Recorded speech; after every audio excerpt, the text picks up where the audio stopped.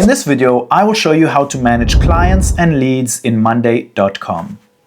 If this guide helps, please consider liking and subscribing so others can see it too. What's up guys, my name is Kyle from Guidewise. Once you're in Monday.com, go to the big blue button in the left, scroll down to board and give your board a name. We are going to name this clients and leads. You can then select the privacy of your new board. If you select main, it'll be visible to everyone in your account. If you select private, it will be for those that you have selected to see this board. And if you select shareable, you can then share this with guests outside of your account. You can also select what you're managing in this board.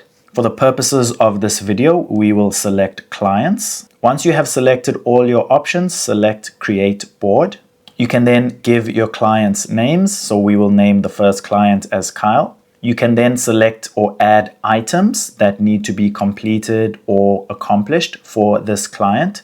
So the first item we will set as meeting. You can then select the status of this item, working on it, stuck, or done. If you need to edit the names of statuses, you can do that. You can also select a due date for this item. You can then add columns by simply pressing the plus sign. You can add numbers, people, timeline, files, text, progress, and there are more options that you can add. If this video helped, don't forget to like and subscribe.